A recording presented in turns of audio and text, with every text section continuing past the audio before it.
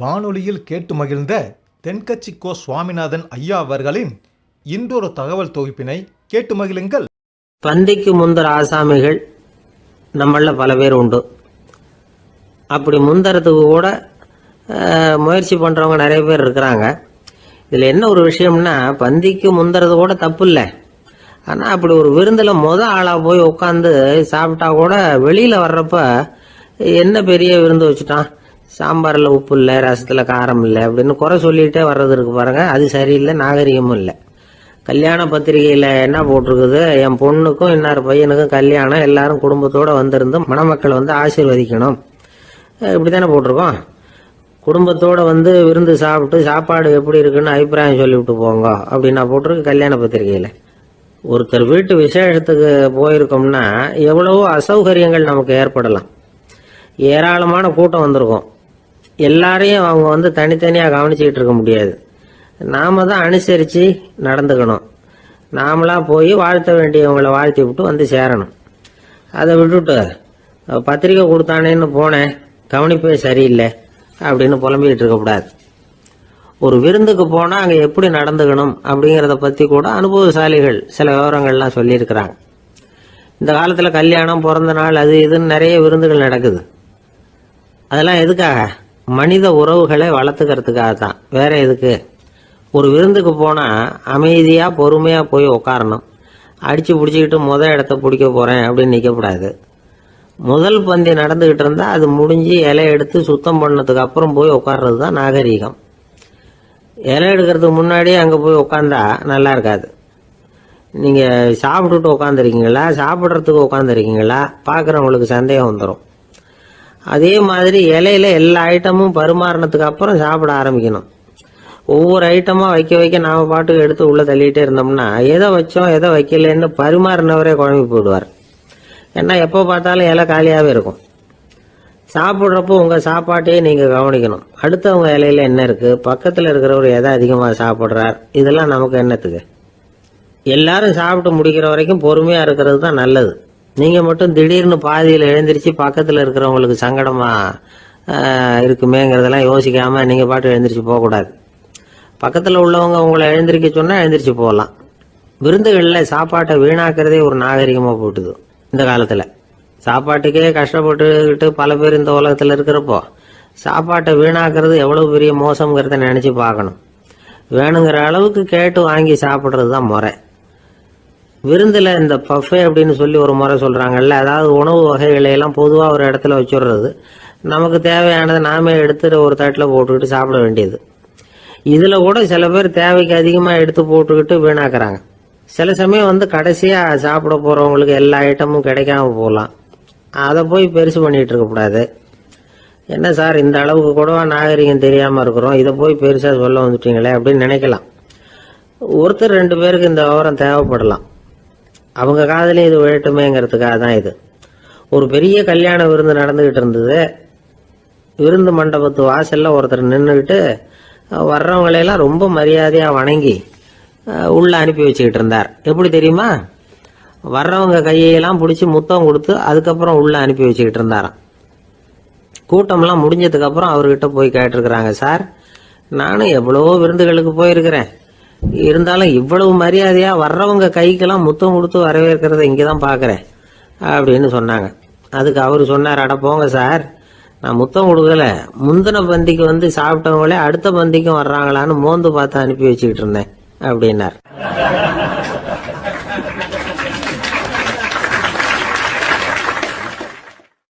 ஒரு ஊரில் ஒரு ராஜா இருந்தார். பெரிய அரண்மனையில் தான் இருக்கிறார். எல்லா வசதியும் இருந்தது. இருந்தாலும் அவர் எல்லாரும் சொல்றது எப்படி தெரியுமா, பிச்சைக்கார ராஜா. அப்படி ஒரு பேர் அவருக்கு நிலைச்சு போச்சு. ஜனங்களும் சரி, மற்ற தேசங்களில் உள்ளவங்களும் சரி, அவர் அந்த பேர் சொல்லியே குறிப்பிடுறது வழக்கமாக போட்டுது. இது அவருக்கு ரொம்ப கவலையாக போச்சு. என்ன இது, நம்மளை தேடி வர்றவங்களுக்கெல்லாம் நாம் சோறு போடுறோம், நம்ம புகழ்ந்து பாடல் ஏற்றி கொண்டு வர்ற புலவர்களுக்கெல்லாம் அவங்க எப்படி வந்தாலும் ஒருவேளை சோறு போடணுங்கிறது உத்தரவு. இவ்வளவுலாம் செஞ்சும் நம்மளை போய் பிச்சைக்கார ராஜான்னு எல்லாரும் சொல்கிறாங்களே, அது ஏன், எதுக்காக அப்படி சொல்கிறாங்க? இதுதான் ராஜாவுக்கு குழப்பம். சரி, இதை பற்றி நம்ம அமைச்சர்கள் கிட்ட கேட்கலாமா அப்படின்னு யோசனை பண்ணார். இந்த விஷயத்தை போய் அவங்க கிட்ட எப்படி கேட்கறதுன்னு அவருக்கு தயக்கமாக இருந்தது. கௌரவ குறைச்சலாக தெரிஞ்சுது அவருக்கு. சரி, சாதாரண குடிமக்கள்கிட்ட இதை பற்றி கேட்கலாமா அப்படின்னு யோசனை பண்ணார். கேட்கலாம், ஆனால் அவங்க யாரும் ராஜா முன்னாடி வந்து நின்று தைரியமாக பேசக்கூடிய அளவுக்கு இல்லை. ராஜாவோட குழப்பம் நாளுக்கு நாள் அதிகமாக போச்சு. கடைசியாக அவர் ஒரு முடிவுக்கு வந்தார். அதாவது இதை பற்றி ஒரு பிச்சைக்காரங்கிட்டே கேட்டு பார்த்துட்டா என்ன. இதுதான் அவர் பண்ண முடிவு. உடனே மாறு வேஷம் போட்டுக்கிட்டு நகர்வலம் போனார். ஒரு பிச்சைக்காரனை கண்டுபிடிச்சார். இதை பாருப்பா, நம்ம ராஜாவை எல்லாரும் பிச்சைக்கார ராஜான்னே சொல்கிறாங்களே, அதுக்கு என்ன காரணமாக இருக்கும் அப்படின்னு கேட்டார். அதுக்கு அவன் சொல்கிறான், இதுக்கான பதிலை இன்னும் ஒரு 30 நாளில் சொல்கிறேன் அப்படின்னா. உடனே இவருக்கு சந்தோஷம். உண்மையை அவங்ககிட்ட சொன்னார். நான் வேற யாரும் இல்லை, நான் தான் இந்த நாட்டு ராஜா. இப்போ நீ என் கூடவே வந்துடு, அரண்மனையிலேயே தங்கிக்கோ. 30 நாள் கழித்து எனக்கு பதில் சொல்லிவிட்டு அதுக்கப்புறமா நீ போகலாம் அப்படின்னு சொல்லி அழைச்சிட்டு வந்துட்டார். அரண்மனையில் ஒரு மூலையில் அவன் தங்கறதுக்கு இடம் கொடுத்தார். தினம் 2 வேளையும் இவனுக்கு சோறு போடுங்க அப்படின்னு உத்தரவு போட்டார். ராஜா கொடுத்த இடத்துல போய் உக்காந்துக்கிட்டான் அந்த பிச்சைக்காரன். தினமும் அந்த அரண்மனையில் நடக்கிறதையெல்லாம் கவனிச்சுக்கிட்டு வந்தான். வேளைக்கு சாப்பாடு வரும், சாப்பிட்டுக்கிட்டு இருக்கான். இப்படி 30 நாள் முடிஞ்சுது. ராஜா வந்தார். என்ன, என்னோட கேள்விக்கு பதில் என்னன்னு கண்டுபிடிச்சிட்டியான்னார். கண்டுபிடிச்சிட்டேன்னா. என்ன எல்லாரும் பிச்சைக்கார ராஜான்னு சொல்றாங்களே, அது நியாயமா படுதா உனக்குன்னு கேட்டார். நியாயமா தான் படுது, சந்தேகம் இல்லாம நீங்க பிச்சைக்கார ராஜா தான். என்னதான் நீங்க வசதியோடவும் படைபலத்தோடவும் இருந்தா கூட நீங்க எங்க வர்க்கத்தை சேர்ந்த ஆசாமி தான் அப்படின்னு அடிச்சு சொல்லிவிட்டான் அந்த ஆள். ஏனால் அப்படி சொல்றேன்னு கேட்டார் இவர். அரசே, ஒரு உண்மையை கண்டுபிடிச்சு சொல்றதா நான் உங்ககிட்ட சொன்னேன். நீங்க ராஜ பரம்பரைன்னா உடனே உங்க கழுத்துல கிடக்கிற முத்து மாலையை கழட்டி பரிசா கொடுத்துருப்பீங்க, பொன்னையும் மணியையும் கொடுத்துருப்பீங்க. ஆனா நீங்க அப்படி செய்யல. என்ன ஒரு மூலையில உட்கார வச்சு 2 வேளை சோறு போட சொன்னீங்க. உங்களை தேடி யார் வந்தாலும், யார் பாராட்டி பேசினாலும் அல்லது பிரச்சனைகளை சொன்னாலும் நீங்க செய்யற ஒரே காரியம் சோறு போடுறது தான். பிச்சைக்காரனுக்கு சோறு மட்டும்தான் உலகம். உங்க விஷயத்திலையும் நீங்க அப்படித்தான் நினைக்கிறதாக தெரியுது. நல்லா கவனிங்க. எந்த ஒரு பிரச்சனைக்கும் சோறு தான் முடிவுன்னு நினைக்கிறீங்க பாருங்க.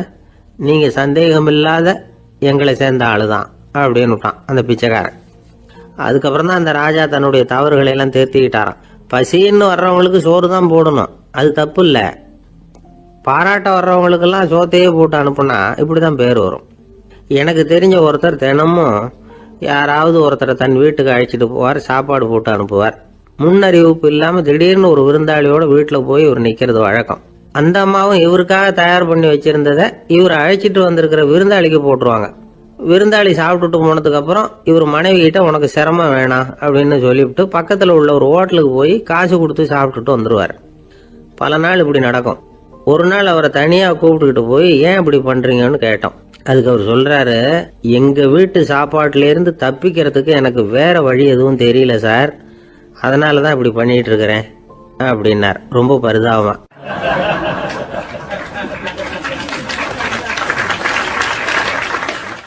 ஒருத்தன் எப்படி நடந்துக்கிறாங்கிறத வச்சு தான் அந்த ஆள் எப்படிங்கிறத நாம் முடிவு பண்ணுறோம். ஆளுமைன்னு சொல்கிறோம்ல, அதுக்கு சூழ்நிலைகளை ஆளுகின்ற தன்மை அப்படின்னு விளக்கம் கொடுக்குறார் ஒரு உளவியல் நிபுணர். சரி, ஒரு மனிதனுடைய ஆளுமையை உருவாக்குகிற விஷயங்கள் என்னென்ன? பிறப்பு, வளர்க்கப்பட்ட விதம், படிப்பு, நண்பர்கள், சமுதாயம், இப்படி நிறைய உண்டு. ஆளுமையின் அடிப்படையில் சில மனநோய்கள் உண்டாகுது. அதெல்லாம் என்னென்னங்கிறத தெரிஞ்சு வச்சுக்கிட்டோம்னா நம்ம கூட இருக்கிறவங்கள அடையாளம் கண்டுபிடிக்கிறதுக்கு அது ரொம்ப உபயோகமாக இருக்கும். ஃப்ரெனாய்டு ஆளுமை அப்படின்னு ஒன்று. இந்த கோளாறு உள்ளவங்க எப்படி இருப்பாங்க தெரியுமா? அதிக உணர்ச்சி, சந்தேகம், பொறாமை இதெல்லாம் அதிகமாக இருக்கும். வளைஞ்சு கொடுக்க மாட்டாங்க. அடுத்தவங்களோட இணக்கமான உறவு இருக்காது. அவங்க செய்கிற தப்புக்கெல்லாம் அடுத்தவங்களை குறை சொல்லிட்டு இருப்பாங்க. இது ஒரு ரகம். அடுத்தது ஸ்கிசாய்டு ஆளுமை அப்படின்னு சொல்கிறாங்க. இந்த கோளாறு உள்ளவங்க அடுத்தவங்களோட பழக கூச்சப்படுவாங்க. சின்ன வயசுலேயே இது ஆரம்பமாயிடுது. பகல் கனவுலேயே சஞ்சரிப்பாங்க. அவங்களுடைய விரோதம், கோபம் இதை கூட வெளியில் காட்டிக்க முடியாமல் இருப்பாங்க. இவங்களுக்கு அகமுகம், பிரச்சனைகள்லேருந்து ஒதுங்கி எதுலேயும் ஈடுபாடு இல்லாதவங்களா இருப்பாங்க. இப்படி ஒரு ரகம். அடுத்தது சைக்ளோதமிக் ஆளுமை அப்படின்னு சொல்கிறாங்க. அது என்னன்னா உணர்ச்சிகளில் ஏற்றத்தாழ்வு அதிகமாக இருக்குமா. சில சமயம் பார்த்தா மகிழ்ச்சியாக இருப்பாங்க, சில சமயம் சோகமாக உட்காந்துருப்பாங்க. அவங்க மனநிலைக்கு தகுந்த மாதிரி சமூக நிகழ்ச்சிகளில் பங்கெடுத்துக்குவாங்க. இன்னொரு வகை என்னன்னா எண்ண பீடிகை ஆளுமை அப்படின்னு பேர் வச்சிருக்கிறாங்க அதுக்கு. இவங்களுக்கெல்லாம் கரெக்டாக இருக்கணும் எல்லாம், சட்டத்திட்டம் இதுலேயும் ஒரு ஒழுங்குமுறை, இப்படி எதிர்பார்க்குற மனோபாவம். இவங்க எதிர்பார்ப்புக்கும் அரண்முறைக்கும் மற்றவங்க கட்டுப்படணும்னு நினைப்பாங்க. இந்த நிலைமை நீடிச்சா என்ன ஆகும் தெரியுமா? அலைக்கழிக்கிற எண்ணங்கள் திரும்ப திரும்ப ஒரே செயலை செய்ய தூண்டுற மன தளர்ச்சிக்கு ஆளாயிடுறாங்க. அடுத்தது ஹிஸ்டீரியா ஆளுமை. சின்ன விஷயத்தையெல்லாம் பெருசுபடுத்தி நாடகமாக்குற நடிகர்கள் இவங்க. உணர்ச்சி அதிகம் உள்ளவங்க. இவங்க மன எழுச்சியில் பக்குவமின்மை, குழந்தைத்தனம், முதிர்ச்சியின்மை எல்லாம் இருக்கும். தன்னலம் மிக்க குணம், பிறர் தன்னை மட்டுமே கவனிக்கணும்னு நினச்சி செயல்படுறது, இதெல்லாம் இவங்க அடையாளம். அடுத்த ரகம் எப்படின்னா வளர்ச்சியற்ற ஆளுமைன்னு சொல்கிறாங்க. அடுத்தவங்களோட இணங்கி போக முடியாதவங்க, அறிவு, மன எழுச்சி, சமூக உறவு இதில் எல்லாம் போதுமான வளர்ச்சியையும் நிறைவையும் பெற முடியாதவங்க. இவங்களால வாழ்க்கையில் முன்னேற முடியாது. பிச்சைக்காரங்க, குற்றவாளிகள், இவங்க கிட்டெல்லாம் இது மாதிரியான ஆளுமை அதிகமாக இருக்குமா. அடுத்தது என்னென்னா சோர்வு உடைய ஆளுமை. எதுலேயும் உற்சாகம் இல்லாமல் சோர்ந்து போயிருப்பாங்க. அதுக்கெல்லாம் நமக்கு வலிமை இல்லைப்பா அப்படின்னு சொல்லிட்டு இருப்பாங்க. சின்ன விஷயங்களுக்கெல்லாம் அதிர்ச்சி அடையிறது, வாழ்வின் சுவையை அனுபவிக்க முடியாதவங்க. இன்னொரு ரகம், இது கொதித்தெழும் ஆளுமைங்கிறாங்க. எதுக்கு எடுத்தாலும் ஆத்திரம், குரோதம், வன் செயல் இதுலெல்லாம் ஈடுபாடு, இப்படி உள்ளவங்க. நத்தை வகை ஆளுமை அப்படின்னு ஒன்று. அடுத்தவங்க மேலே விரோதம் இருக்கும், அடிக்கணுங்கிற எண்ணம் இருக்கும். ஆனால் அதை அப்படியே வெளியில் காட்டாமல் அதே சமயம் அமைதியான முறையில் வெறுப்பை வெளிக்காட்டுற ரகம். இவங்கெல்லாம் பேசாமல் கம்முன்னு இருந்துக்கிட்டே நினைச்சதை நிறைவேற்றிக்கிடுவாங்க.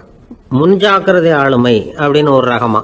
பாதுகாப்பின்மை, சந்தேகம், முழுமையின்மை, அறவேக்காட்டுத்தனம் இந்த மனப்போக்கு அதிகமாக இருக்கிறதுனால அகம்பாவம், புடிவாதம், எச்சரிக்கை எல்லாம் அளவுக்கு மீறி இருக்கும். இதுவரைக்கும் நாம் பேசிக்கிட்டு இருந்த ஆளுமை பண்புகள் அளவுக்கு அதிகமாக போயிட்டுதுன்னா ஆளுமை கோளாறுகள் ஏற்படும். அதன் அடிப்படையில் மனவியாதிகள் வருமா. அதனால் இணக்கமான, எல்லாரும் விரும்புகிற இயல்பான ஆளுமையை பெறுவதற்கு நாம் முயற்சி செய்யணும் அப்படிங்கிறது மனோதத்துவ நிபுணர்களுடைய ஆலோசனை. ஒருத்தர் ஒரு மனோதத்துவ டாக்டரை தேடிட்டு வந்தாராம். டாக்டர், எனக்கு மனசில் ஏதோ வியாதி, ஆளுமை கோளாறு, அதாவது எனக்கு சீக்கிரமாக செத்து போனால் தேவையில்லைன்னு தோணுது அப்படின்னாராம். உடனே அந்த டாக்டர், சரி அப்படின்னா இங்கே இருங்க, நான் வைத்தியம் பார்க்குறேன் அப்படின்னாராம்.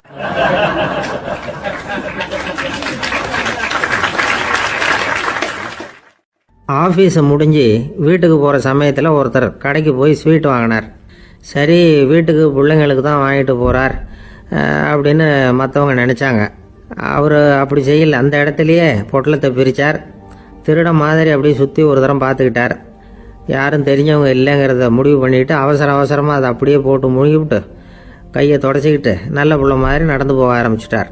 அவர் யாருன்னா, அவரோட பிரச்சனை எல்லாருக்கும் தெரியாது, சில பேருக்கு தான் தெரியும். அதாவது அவர் உடம்பில் சர்க்கரை இருக்குன்னு டாக்டர் சொல்லிவிட்டாராம். அதனால் வீட்டில் சர்க்கரையே இவர் கண்ணில் காட்டுறதில்ல. அதனால் இவர் யார் கண்ணிலையும் படாமல் இப்படிப்பட்ட வேலைகள்லாம் செய்கிறது வழக்கம். யாருக்கும் தெரியாமல் இப்படி ஸ்வீட்டை வாங்கி சாப்பிட்டுட்டு அவர் பாட்டுக்கு போயிடுறது. இப்படிப்பட்டவங்களுக்கெல்லாம் கொஞ்சம் ஆறுதலான தகவல் இன்றைக்கி. அது என்னென்னா, நாம் சாப்பிட்ற சர்க்கரைக்கும் நம்ம உடம்பில் உள்ள சில கோளாறுகளுக்கும் அப்படி என்ன தான் சம்மந்தம் இருக்குது. இதை பற்றி சமீபத்தில் சில ஆராய்ச்சிகள்லாம் நடந்திருக்குது. ஏன்னா சர்க்கரைன்னாவே விஷம் மாதிரி அதை பார்க்குறவங்களும் சில பேர் உண்டு. சின்ன பிள்ளைங்களுக்கு வயத்தில் பூச்சி உண்டாகிறதுலேருந்து பெரியவங்களுக்கு நீரிழிவு வர்ற வரைக்கும் எல்லாத்துக்கும் சர்க்கரை தான் காரணம்னு சொல்லிகிட்டு இருக்கிறோம். ஆனால் அந்த அளவுக்கு பயப்பட வேண்டிய அவசியம் இல்லை அப்படின்னு சொல்கிறாங்க. சர்க்கரை வியாதி, இருதய நோய், பித்த நீர் பை நோய், இதெல்லாம் சில நோய்கள்லாம் நாம் சாப்பிட்ற சர்க்கரைக்கும் தொடர்பு இருக்குன்னு நினைக்கிறோம். ஆனால் அப்படி சம்பந்தம் உண்டுங்கிறதுக்கு போதுமான அளவுக்கு ஆதாரம் இல்லை அப்படிங்கிறாங்க ஆராய்ச்சியாளர்கள். ஒரே ஒரு சம்பந்தம் தான் உறுதியாக இருக்குதான். அதுவும் இந்த பல் சிதைவு அப்படின்னு இருக்கு இல்லையா, அந்த சர்க்கரை சாப்பிட்றதுக்கும் இந்த பல் சிதைவுக்கும் சம்பந்தம் இருக்குது அப்படிங்கிறத மட்டும் உறுதியாக சொல்கிறாங்க. சர்க்கரைன்னா நாம் சாப்பிட்ற ஜீனி மட்டும் இல்லை, பழம், காய்கறி, பால், தேன் இப்படி எல்லாத்துலேயும் அது இருக்குது. கேரட்டு கொடுக்குற சத்தில் 88% சர்க்கரை, ஆப்பிள் கொடுக்குற சக்தியில் 95% சர்க்கரை. இது ஜீனி சர்க்கரை, இது ஆப்பிள் சர்க்கரை அப்படிங்கிற வித்தியாசம்லாம் உடம்புக்கு கிடையாது. ரெண்டுமே உடனடியாக சக்தி கொடுக்குது. ஒரு ஸ்பூன் சர்க்கரையில் 16 கலோரி தான் சத்து இருக்குது. அதிகமாக சர்க்கரை சாப்பிட்டா நீரிழிவு வந்துருங்கிறது தப்பான ஒரு அபிப்பிராயம். டயபெட்டிஸுங்கிறது ஒரு மெட்டபாலிக் டிசார்டர், அவ்வளவுதான். அதாவது நாம் சாப்பிட்ற சர்க்கரையை நம்ம உடம்பு திறமையாக உபயோகப்படுத்திக்க முடியல அப்படின்னு அர்த்தம். அதனால தான் அதிகமாக இனிப்பு வேணாம்னு சொல்கிறோம். ஏற்கனவே உடம்பால் முடியாத ஒன்றை மறுபடியும் அது தலையில் சுமத்தி அதிகமாக வேலை வாங்க வேணாமே அப்படிங்கிறதுக்காக தான். ஆகாரத்தில் அதிகமாக சர்க்கரை இருந்தால் அதனால் உடனே சர்க்கரை வியாதி வந்துடும்ங்கிறதுக்கு விஞ்ஞான ரீதியாக போதுமான ஆதாரம் இல்லை.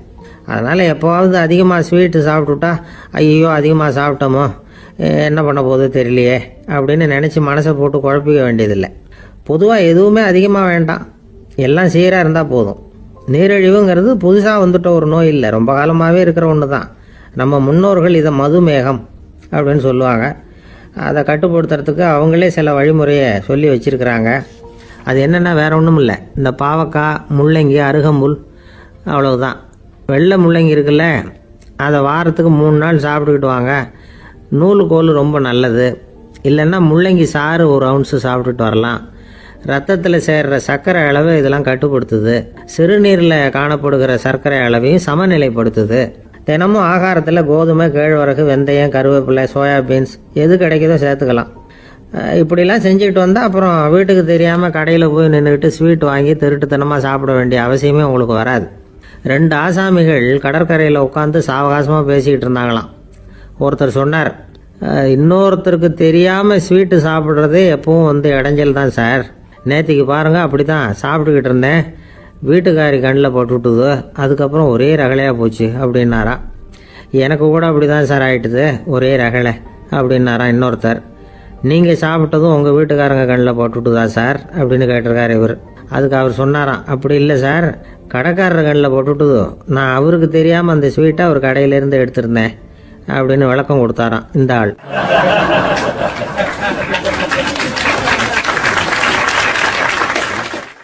ஒருத்தர் முகத்தை தொங்க போட்டுக்கிட்டு ஒரு மாதிரியாக வந்தார். என்ன விஷயம்னு விசாரித்தேன். என்னுடைய நண்பன் ஒருத்தங்கிட்ட கருத்து வேறுபாடு, இனிமேல் நமக்குள்ளே எந்த சம்மந்தமும் வேணாம்னு நட்பை முறிச்சிட்டு வந்துட்டேன்னா. நண்பர்கள்னு இருந்தால் கருத்து வேறுபாடு வரத்தான் செய்யும்னு. கருத்து வேறுபாடு வராமல் இருக்கிறதுக்கு ஏதாவது வழி உண்டா அப்படின்னு கேட்டாங்க. அதை பற்றி நிபுணர்கள் சில யோசனைகளை சொல்லியிருக்கிறாங்கன்னு. முதல் விஷயம் என்னென்னா, உங்கள் நண்பனுக்கு ஒரு செய்தி சொல்லணும்னா அதை நீங்களே நேரடியாக சொல்லுங்கள், அல்லது உங்கள் கைப்பட கடிதம் எழுதுங்க. அதாவது நேரடி தொடர்பு முக்கியம். அதை விட்டுட்டு இன்னொருத்தர் மூலமாக நண்பர்களுக்கு செய்தி அனுப்புனா நீங்கள் சொல்கிற செய்தி அப்படியே போய் சேராது, அது சேதமாயிடும். கூட்டி குறைச்சி சொல்லிவிடுவாங்க, அது குழப்பத்தில் கொண்டாந்து விட்டுரும். இது ஒரு யோசனை. 2வது யோசனை என்னென்னா, நீங்கள் ஒரு நல்ல காரியத்தை செய்யும் பொழுது உங்கள் நண்பரையும் சேர்த்துக்குங்க, அவருக்கும் அதில் ஒரு ஈடுபாட்டை உருவாக்குங்க. 3வது யோசனை, நம்ம பக்கத்தில் இருக்கிற நண்பர் மகிழ்ச்சி அடைகிற மாதிரி ஏதாவது செய்யணும். சின்ன சின்ன செயல்களாக இருந்தாலும் பரவாயில்ல, அவர் நமக்கு எதுவும் செய்யலையே, நாம் எதுக்கு செய்யணும் அப்படின்னு நினச்சிக்கிட்டு இருக்கக்கூடாது.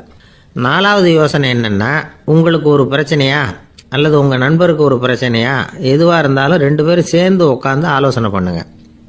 நம்ம யோசனையும் கேட்கப்படுதே அப்படிங்கிற நினைப்பே அவருக்கு ஒரு மன நிறைவை உண்டாக்குமா. 5வது யோசனை, உங்கள் நண்பர் ஏதோ ஒரு காரியத்தை செய்கிறார், நீங்கள் உடனே அவசரப்பட்டு நீ செய்கிறது தப்புன்னு தீர்ப்பு சொல்லக்கூடாது. அவர் அதை செய்யறதுக்கான நியாயங்கள் எவ்வளோ இருக்கும், அதை புரிஞ்சுக்கிறதுக்கு முயற்சி பண்ணணும். 6வது யோசனை, உங்கள் நண்பர் என்ன சொன்னாலும் அதை பொறுமையாக கேளுங்க. அவர் சொல்கிறத புரிஞ்சுக்கணும், அவர் சொல்ல விரும்புகிறத புரிஞ்சுக்கணும், அவர் சொல்ல முடியாமல் தவிக்கிறதையும் புரிஞ்சுக்கணும். இப்படி 3 விதமாகவும் அவரை புரிஞ்சுக்கிட்டு அதுக்கு தகுந்த மாதிரி செயல்படணும். 7வது யோசனை என்னென்னா, உங்கள் நண்பர் உங்ககிட்ட ஏதோ ஒரு கருத்தை சொல்கிறார், அது உங்களுக்கு பிடிக்கல, அதுக்காக உடனே நீ சொல்கிறது சரியில்லை, நான் ஒத்துக்க மாட்டேன் அப்படின்லாம் மறுத்துக்கிட்டு இருக்கக்கூடாது. அவர் சொல்கிறத கேட்கணும், பொறுமையாக சிந்திக்கணும், அதுக்கப்புறம் பதில் சொல்லணும். இப்படிலாம் நடந்துக்கிட்டால் நண்பர்களுக்குள்ள கருத்து வேறுபாடு வர்றதுக்கு வாய்ப்பே இருக்காது அப்படின்னு வல்லுநர்கள் தொகுத்து சொல்லியிருக்கிறாங்க இந்த யோசனைகளை. எனக்கு தெரிஞ்ச சில நண்பர்கள் உண்டு, அவங்களுக்குள்ளேயும் கருத்து வேறுபாடுகள் வராமல் இருக்கிறதுக்கு சில நுட்பங்களை கையாளுறது உண்டு. ஒருத்தர் சொன்னார், அந்த டாக்டர் சின்ன வயசுலேருந்து என் கூட பழகினவர், நாங்கள் 2 பேரும் இணை பிரியாத நண்பர்கள். இருந்தாலும் எனக்கு உடம்பு சரியில்லைன்னா நான் அவர்கிட்ட வைத்தியம் பார்த்துக்க மாட்டேன் அப்படின்னார் ஒருத்தர். ஏன் அப்படின்னு கேட்டேன். எங்கள் நட்பு கெட்டுப்படக்கூடாது இல்லையா, அதனால தான் அப்படின்னாரு இவர்.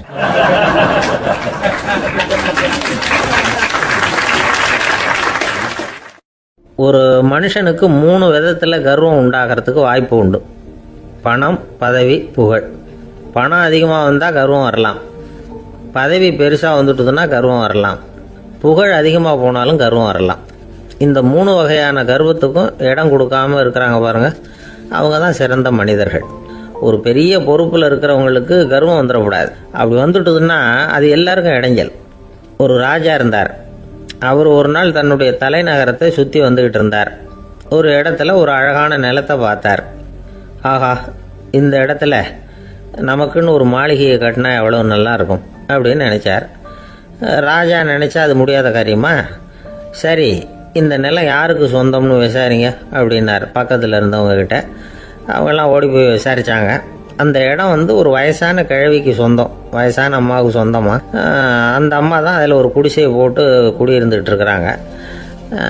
சரி, அந்த நிலத்துக்கு ஒரு விலையை நிர்ணயம் பண்ணி அதை அந்த வயசான அம்மா கிட்ட கொடுத்துருங்கோ அப்படின்னு உத்தரவு போட்டார் ராஜா. ஆனால் அந்த அம்மா இது எங்கள் பூர்வீக இடம், இதை விற்க மாட்டேன் அப்படின்னு சொல்லிவிட்டுது.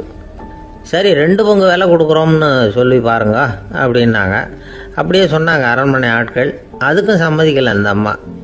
இதை கேள்விப்பட்டதும் ராஜாவுக்கு கோபம் வந்துட்டுது. தன்னுடைய ஆளுங்களை கூப்பிட்டார். போய் அந்த குடிசையை பிரித்து எறிங்க, காசெல்லாம் ஒன்றும் கொடுக்காதீங்க அப்படின்னு கத்தினார். அவ்வளோதான். அடுத்த நிமிஷம் அரண்மனை ஆசாமிகள் போனாங்க, குடிசையை பிரித்து எரிஞ்சாங்க. அந்த வயசான அம்மா இருக்குது, அதுவும் அந்த இடத்த விட்டு துரத்தி விட்டாங்க. அந்த இடத்துல ஒரு அரச மாளிகையை கட்டி முடிச்சிட்டாங்க. அந்த வயசான அம்மா பாவம், ராஜாவே இப்படி பண்ணால் யார்கிட்ட போய் முறையிட முடியும்? ஒரு ஞானி இருந்தார், அவர்கிட்ட போய் சொன்னாங்க. அவர் இவங்க சொன்னதை கேட்டு மனசில் வச்சுக்கிட்டார். ஒரு நாள் அந்த ராஜாவே இந்த ஞானியை கூப்பிட்டார். புதுசாக ஒரு மாளிகை கட்டியிருக்கிறேன், வந்து பாருங்கன்னு. சரின்னு சொல்லி இந்த பெரியவர் ஒரு நாள் இந்த மாளிகைக்கு போனார். சும்மா போகல, ஒரு கழுதையையும் ஓட்டிகிட்டு போனார்.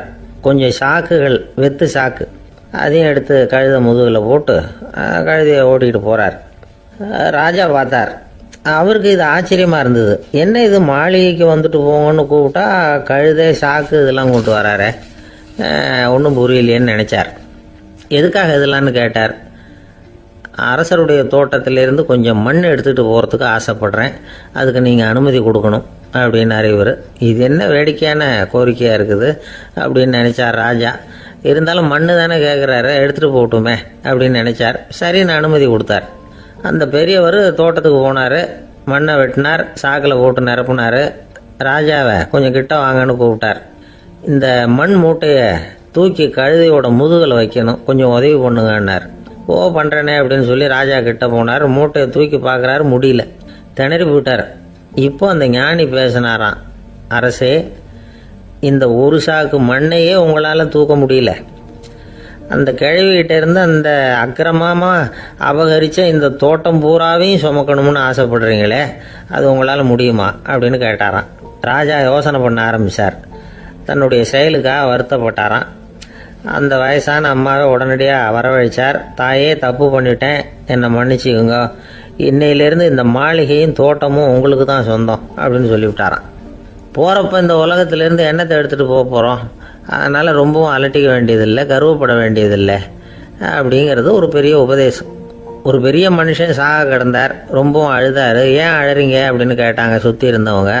நான் சாகிறதுக்காக கவலைப்படலை, நான் நம்ம ஜனங்களுக்காக எவ்வளவோ காரியம்லாம் செஞ்சுக்கிட்டு வந்தேன். நான் செஞ்சுக்கிட்டு வந்த சேவையை இனிமேல் யார் செய்ய போகிறாங்க, அது யாரால முடியும், அதை நினச்சி தான் அழறேன் அப்படின்னாராம். ஒருத்தர் முன்னாடி வந்தார். அதுக்காக நீங்கள் கவலைப்படாதீங்க, உங்கள் சேவையை தொடர்ந்து செய்கிறதுக்கு என்ன மாதிரி இளைஞர் பட்டாலும் தயாராக இருக்குது, இருந்தாலும் எங்கள் கவலை என்னென்னா அப்படின்னு இழுத்தார். என்ன சொல்லுங்கன்னு கேட்டார் அவர். நீங்கள் இது வரைக்கும் என்ன சேவை செஞ்சுக்கிட்டு வந்தீங்க, அதுதான் எங்களுக்கு இன்னமும் புரியாத புதிராக இருக்குது அப்படின்னாராம் அவர்.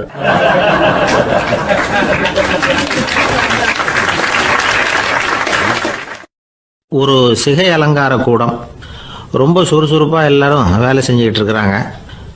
முடிவெட்டிக்க வந்திருக்கிறவங்க நிறைய பேர், எல்லாரும் வரிசையாக உட்காந்துருக்குறாங்க. அந்த சமயத்தில் திடீர்னு கதவை திறந்துக்கிட்டு ஒருத்தர் உள்ளே வர்றார். அவர் ஒரு பெரிய மனிதர், அவரும் முடிவெட்டிக்கிறதுக்காக தான் உள்ளே வந்திருக்கிறார். அவரை பார்த்த உடனே அங்கே வரிசையில் உட்காந்துருந்தவங்க எல்லாரும் எழுந்திரிச்சு அவர்கிட்ட வந்துட்டாங்க. அவரை சுற்றி நின்றுக்கிட்டாங்க. எப்படி இருக்கிறீங்க, நல்லா இருக்கீங்களா அப்படின்னு விசாரிக்க ஆரம்பிச்சிட்டாங்க. எல்லாம் முடிஞ்சதும் வந்தவர் கேட்டார், வரிசையில் கடைசியாக இருக்கிறவர் யார் அப்படின்னு கேட்டார். ஏன்னு கேட்டாங்க. நான் அதுக்கு அடுத்தபடியாக உட்காரணும், அதுக்காக தான் கேட்குறேன் அப்படின்னார். உடனே அங்கே இருந்தவங்கள்லாம் என்ன சொன்னாங்க தெரியுமா? நீங்கள் வரிசையில் காத்திருக்கக்கூடாது, நீங்கள் அரசாங்கத்தின் தலைவர், உங்களுக்கு நேரம் முக்கியம், அதனால் நீங்கள் முன்னாடி போங்க அப்படின்னு சொன்னாங்க. ஆனால் அதை அவர் கேட்கல. தோழர்களே, உங்களுடைய கருத்துக்கு ரொம்ப நன்றி. எல்லாரும் வரிசையாக தான் வரணும், அதுதான் முறை. வரிசையில் வரணுங்கிற நடைமுறையை நானும் பின்பற்ற விரும்புகிறேன். நாம் எல்லாரும் சமமானவர்கள் அப்படின்னார். இப்படி சொல்லிவிட்டு வரிசையில் கடைசியாக இருந்த ஒரு நாற்காலியில் போய் உட்காந்துக்கிட்டார். தன் சட்டை பையில் இருந்த ஒரு செய்தித்தாளை எடுத்தார், படிக்க ஆரம்பிச்சிட்டார். ஆனால் அங்கே இருந்தவங்களால இதை பார்த்துக்கிட்டு சும்மா இருக்க முடியல. ஒருத்தர் எழுந்திரிச்சு வந்தார். ஐயா, இப்போ என்னுடைய முறை வந்திருக்குது, நான் தான் போக வேண்டிய முறை. உங்களை இங்கே காத்திருக்க வைக்கிறத விட ஒரு 5 ஆண்டுகளுக்கு கூட நான் முடிவெட்டிக்காமே இருந்துட முடியும் அப்படின்னார். அவர் மறுபடியும் சொன்னார். ஐயா, நீங்கள் வரிசை முறையை தாண்டி போக விருப்பப்படல, சரி, ஆனால் என்னுடைய முறையை மாற்றி கொடுக்கறதுக்கு எனக்கு முழு உரிமை இருக்குது. இதுக்கு பதிலாக உங்களுடைய கடைசி இடத்த நான் எடுத்துக்கிறேன், இதை நீங்கள் மறுக்க முடியாதுன்னார். அங்கே இருந்த மற்றவங்களும் இதை ஒரு மனசாக வற்புறுத்த ஆரம்பிச்சிட்டாங்க. அந்த பெரிய மனிதர் பார்த்தார், சரின்னு கடைசியாக ஒத்துக்கிட்டார். அவர் யார் தெரியுமா? அவர் தான் மாவீரர் லெனின். ரஷ்யாவில் கிரெம்ளின் சிகை அலங்கார கூடத்தில் தான் இது நடந்தது. எல்லாரும் இந்நாட்டு மன்னர்கள்னு வாயளவில் பேசுறதுல என்ன பிரயோஜனம்? நாம் எல்லாரும் சமங்கிறத நடைமுறையில் கடைபிடிச்சி காட்டினவங்க கொஞ்சம் பேர் தான். அவங்களில் ஒருத்தர் தான் லெனின். வரிசையில் நின்று வர்றதுங்கிறது ஒரு சிறந்த பண்பு, உயர்ந்த பண்பு. இன்றைக்கி பல இடங்களில் அது நமக்கு தேவைப்படுது. ஒரு ரேஷன் கடை வாசல், கடை திறக்கிறதுக்கு முன்னாடியே எல்லாரும் வரிசையில் நின்றுட்டாங்க. கடைசியாக வந்த ஒருத்தர் கியூவில் முன்னாடி போகிறதுக்கு முயற்சி பண்ணுறார். ஏற்கனவே நின்றுட்டு இருக்கிறவங்க அவரை முன்னாடி போகிறதுக்கு விட மாட்டேங்கிறாங்க. கடைசியாக போய் நில்லையா அப்படின்னு எல்லாரும் கத்துறாங்க. அதை அவர் காதில் வாங்கலை, முண்டி அடிச்சுக்கிட்டு முன்னாடி போகிறதுக்கே முயற்சி பண்ணிகிட்டு இருக்கிறார். எல்லாரும் சேர்ந்து அவரை வலுக்கட்டாயமாக இழுத்து கொண்டாந்து பின்னாடி கொண்டு போய் நிறுத்திவிட்டாங்க. நிறுத்திவிட்டு சொன்னாங்க, இதை பாருப்பா, நாங்கள் இருக்கிற வரைக்கும் நீங்கள் முன்னாடி போய் எதையும் வாங்க முடியாது, தெரிஞ்சுக்கோ அப்படின்னாங்க. இப்போ அந்த ஆள் சொன்னாராம், நான் இங்கே பின்னாடி நிற்கிற வரைக்கும் நீங்களும் எதுவும் வாங்க முடியாது அப்படின்னாராம். ஏன்னு கேட்டிருக்கிறாங்க. நான் தான் அந்த கடையை திறக்க வேண்டிய ஆள் அப்படின்னா. அம்மாக்காரங்களுக்கு அடிக்கடி ஏற்படுற கவலை ஒன்று உண்டு. அதாவது குழந்தை சரியாக சாப்பிட மாட்டேங்குதே அப்படிங்கிற கவலை. இவங்கெல்லாம் ஒரு விஷயத்த நல்லா புரிஞ்சுக்கணும். குழந்தைகள்ங்கிறவங்க பெரியவங்க மாதிரி இல்லை. அவங்க கடிகாரத்தில் மணியை பார்த்துட்டு சாப்பிட்றதுக்கு உட்கார்ற ரகம் கிடையாது. பசிச்சா சாப்பிடுவாங்க, இல்லைன்னா விளையாடுவாங்க அல்லது தூங்குவாங்க. அது புரியாம அவங்கள கட்டாயப்படுத்தி அல்லது மிரட்டி சாப்பிட வைக்கிறது ரொம்ப தப்பு. ஒரு 8 மாச குழந்தைக்கு 3 மணி நேரத்துக்கு ஒரு தடவை பசிக்கும். அந்த நேரம் பார்த்து சாப்பாடு கொடுத்தா அடம் பண்ணாமல் அது பாட்டுக்கு சாப்பிட்றோம். அதே குழந்தைக்கு 1 வயசு ஆகிறப்போ 4 மணி நேரத்துக்கு ஒரு தடவை பசிக்கும். இந்த வயசுல இயற்கையாகவே பசி குறைஞ்சிருக்கும். அது புரியாம என் குழந்தை முன்னாடி மாதிரி இப்போ சரியா சாப்பிட மாட்டேங்கிறான் அப்படின்னு சில பேர் டாக்டர்கிட்ட போய் சொல்லிக்கிட்டு இருப்பாங்க. இன்னொரு விஷயம், ஒரு குழந்தைக்கு வயசு அதிகமாகிற வேகத்துக்கு உடம்பு எடையும் அதிகமாகிக்கிட்டே போகாது. உடம்பு எடை அதிகமாகிற வேகம் குறைஞ்சிக்கிட்டே வரும். 6 மாச குழந்தைக்கு ஒரு வாரத்தில் 150 கிராம் எடை கூடும். ஒரு வயசுல வாரத்துக்கு 71 கிராம் எடை கூடும். இது புரியாம அதிகமாக சாப்பாட்டை கொடுத்து குழந்தைய கஷ்டப்படுத்தக்கூடாது. ஏன்னா அளவுக்கு மீறின உணவு அஜீரணத்தை உண்டு பண்ணிவிடும். குழந்தைக்கு ஒரு தட்டில் கொஞ்சமாக ஆகாரத்தை வச்சு கொண்டுகிட்டு போய் கொடுக்கணும். மலை மாதிரி குவிச்சு வச்சா அதை பார்த்ததுமே பசி அடங்கி போயிடும். அடித்து மிரட்டி பயமுறுத்தி குழந்தைய சாப்பிட வைக்கிற பழக்கம் இருக்கு பாருங்க, அதுக்கு ஃபுட் ஃபோர்ஸிங் அப்படின்னு பேர். இப்படி பண்ணுனா குழந்தைக்கு சாப்பாட்டில் விருப்பம் குறைஞ்சிரும், அதை கண்டாவே வெறுக்க ஆரம்பிச்சிடும். அது மாதிரி உளம் சார்ந்த பசி குறைவு, சைக்கோஜெனிக் அனோரெக்சியா, அது ஏற்படுமா. சாப்பாடுங்கிறதே ஒரு தண்டனை மாதிரி தோணும். குழந்தைகளுக்கு பிடிச்ச மாதிரியான ஆகாரத்தை கொடுக்கணும். சத்து அதிகம் இருக்குங்கிறதுக்காக அதுக்கு பிடிக்காத ஆகாரத்தை கொடுத்து கட்டாயப்படுத்தக்கூடாது. குழந்தைகளுக்கு 2 வயசு ஆகிறப்போ இயற்கையாகவே எதிர்மறை குணம் உண்டாகும். அதாவது அந்த எதிர்மறையாக பேசுறது. இது மாதிரி சமயங்களில் நாம் என்ன சொல்கிறோமோ அதுக்கு நேர்மாறாக நடந்துக்கும். ஏட்டிக்கு போட்டி, சாப்பிட சொன்னால் விளையாட போவோம், விளையாட சொன்னால் சாப்பாடு கேட்கும். இதை புரிஞ்சுக்கிட்டு நடந்துக்கணும். குழந்தை சொன்ன பேச்சை கேட்கலேன்னு கோவப்படக்கூடாது. குழந்தை வளர வளர பிடிவாத குணம் வர்றது சகஜம். கேட்டதை வாங்கி கொடுத்தாதான் சாப்பிடுவேன் அப்படின்னு பிடிவாதம் பண்ணும். வாங்கி கொடுத்து விடுறது தான் உத்தமம். நீங்களும் அதுகிட்ட பிடிவாதம் பண்ணிட்டு இருக்கக்கூடாது. ஏன்னா கேட்டது கிடைக்கலையேங்கிற ஏமாற்றம் கூட குழந்தையோட பசியை குறைச்சிரும். கேட்டது கிடைச்சிட்டா பசி அதிகமாகும், கொடுத்ததை மளமளன்னு சாப்பிட்றோம். குழந்தைகளுக்கு கண்ட கண்ட நேரத்தில் சாப்பிட்றதுக்கு எதையாவது வாங்கி கொடுத்துக்கிட்டு இருந்தா சாப்பாட்டு நேரத்தில் சாப்பிடாம அடம் பண்ண ஆரம்பிச்சிடும். பள்ளிக்கூடம் போகிற பிள்ளைங்க காலை உணவை சரியாக சாப்பிட மாட்டாங்க. அச்சம், அவசரம், பரபரப்பு இதெல்லாம் தான் காரணம். பள்ளிக்கு புறப்படுறதுக்கு ஒரு 3/4 மணி நேரத்துக்கு முன்னாடியே சாப்பாடு போட்டுருங்க, அது சரியாக போடும். படிக்கிற குழந்தைகள் உடல் சோர்வு, மனச்சோர்வு இது காரணமாக கூட சாப்பிட மறுக்கிறது உண்டு. இப்போ உதாரணமாக சாயந்தரம் விளையாடி விட்டு வீட்டுக்கு வந்ததும் சாப்பிட சொன்னால் வேணாம்பாங்க. இது உடல் சோர்வு. ரொம்ப நேரம் வீட்டு பாடங்களை செஞ்சு முடிச்ச கையோடு சாப்பிட சொன்னாலும் அவங்களால சரியாக சாப்பிட முடியாது. இது உளச்சோர்வு, அதாவது மனச்சோர்வு. இதை தவிர குழந்தைகளுக்கு உடல்நல குறைவு ஏற்பட்டால் கூட சாப்பிட மறுக்கிறது உண்டு. சில மருந்து மாத்திரைகள் கூட பசியை குறைச்சிரும். அதனால் சரியாக தெரிஞ்சுக்கிட்டு குழந்தைகளை சாப்பிட வைக்கணும். அது புரியாமல் கையில் சாப்பாட்டு தட்டை வச்சுக்கிட்டு குழந்தைகளை விரட்டிக்கிட்டு அலையக்கூடாது. ஒரு சின்ன பையன் சொன்னான், எங்கள் அம்மா சாப்பாடு போடுறது தெரிஞ்சா நான் உடனே வீட்டை விட்டு வெளியில் ஓடி போடுவேன் அப்படின்னா. ஏன் அப்படி பண்ணுறேன்னு கேட்டோம். எங்கள் அப்பா கூட அது மாதிரி தான் சார் பண்ணுவார் அப்படிங்கிறான்.